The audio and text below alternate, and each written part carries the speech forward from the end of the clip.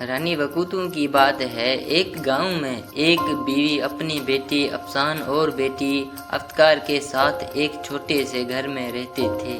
وہ ہنسی خوشی زندگی گزار رہے تھے کہ ایک دن بیوی عورت کا انتقال ہو گیا۔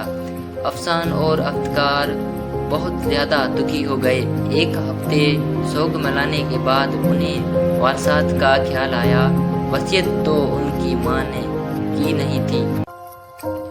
انہوں نے گاؤں کے بڑے بزرگوں سے مشورہ کیا۔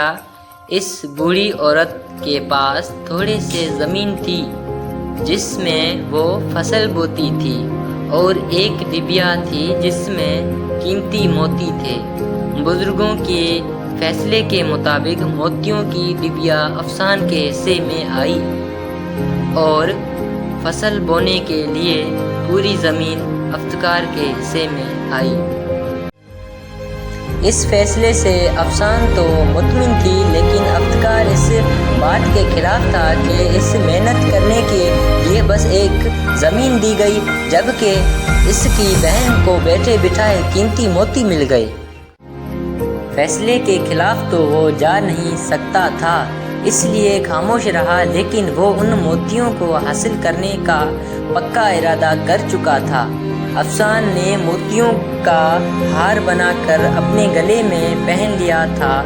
وہ اس ہار وقت پہنے رہتی اور رات کو سوتے وقت اس کو اتار کر اپنے تکیے کے نیچے رکھ دیتی۔ ایک رات جب افسان اپنے کمرے میں سوئی، افتخار دھیمے قدموں اس کے کمرے میں داخل ہوا اور موقع دیکھ کر تکیے کے نیچے سے وہ ہار اٹھایا اور گاؤں سے دور جا کر جنگل میں ایک درخت کے نیچے مٹی میں دبا دیا، تاکہ کچھ دنوں بعد جب یہ معاملہ تھم جائے گا تو وہ اس کو نکال کر بیچ دے گا۔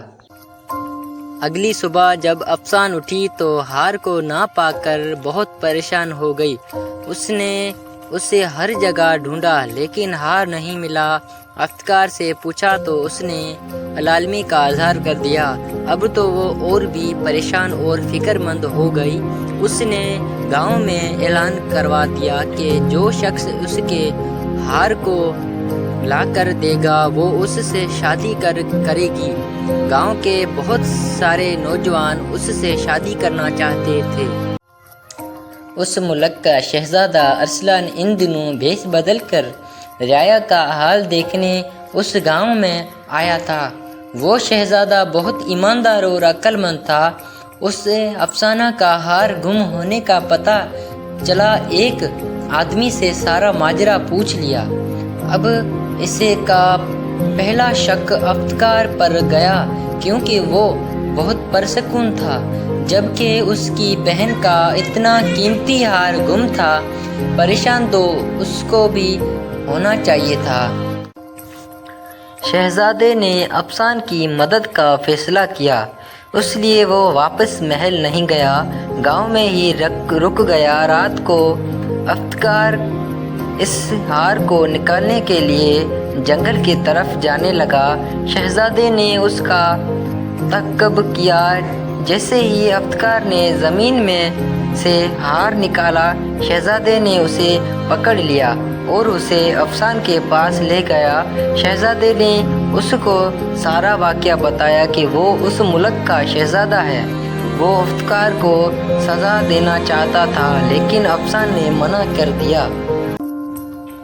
شہزادہ افسان کے اس رحم دلی سے بہت متاثر ہوا۔ اپنی بہن کا یہ حسن و سلوک دیکھ کر افتخار نے شرمندہ ہو کر بہن سے معافی مانگ لی۔ افسان نے اسے معاف کر دیا۔ اپنے وعدے کے مطابق افسان نے شہزادے سے شادی کر لی اور اس کے ساتھ محل چلی گئی۔ افتخار اب اسے چھوٹے سے گھر میں رہتا ہے اور اسی زمین پر کام کرتا ہے، اور شہزادہ ارسلان اور شہزادی افسان ہنسی خوشی زندگی گزار رہے ہیں، اور وہ موتیوں کا ہار اب بھی افسان کے گلے میں رہتا ہے۔